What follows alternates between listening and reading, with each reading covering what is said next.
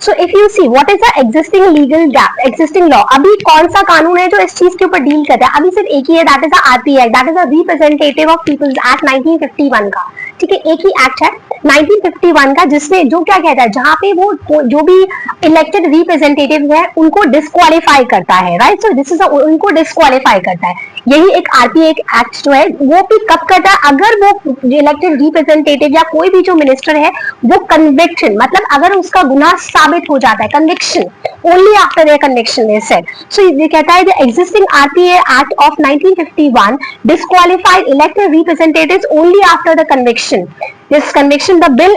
लेकिन ये जो बिल है, this is the interim period of arrest and detention is bridging the crucial legal gap. लेकिन जो अरेस्ट यार डिटेंशन, मैंने आपको बताया, मीनिंग स्टार्टिंग में बता देता, डिटेंशन, अरेस्ट, कस्टडी, इन सब का क्या मतलब है। लेकिन जो डिटेंशन से लेके अरेस्ट से लेके कस्टडी का जो टाइम पीरियड है, ये जो इंटरिम पीरियड है, अंतकाल का जो पीरियड है, ये जो समय है, उस समय को डील करने के लिए ये बिल बहुत हेल्प करता है। वहां पर वो रिमूव कर देगा उस मिनिस्टर को। कन्विक्शन होने के बाद तो डेफिनेटली आर्मी एक्ट काम करेगा ही करेगा, तब तो मिनिस्टर को हटा ही देगा वो, लेकिन उस दौरान जो है उसमें बिल ये हेल्प करेगा।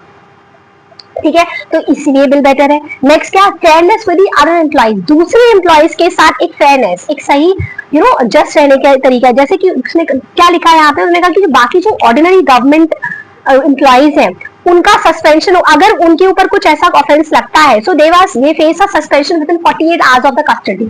ठीक है, अगर वो कस्टडी में आते हैं तो 40, कोई और apart from union state minister या कोई भी मिनिस्टर्स हो, उनके अलावा कोई भी गवर्नमेंट ऑर्डिनरी गवर्नमेंट एम्प्लॉई हो, अगर वो कस्टडी में आते हैं तो 48 आवर्स के अंदर उनका सस्पेंशन हो जाता है। तो कहना है कि अगर ऐसा हो रहा है तो कस्टडी के दौरान, डिटेंशन के around, the same standard shall also apply to any of the ministers.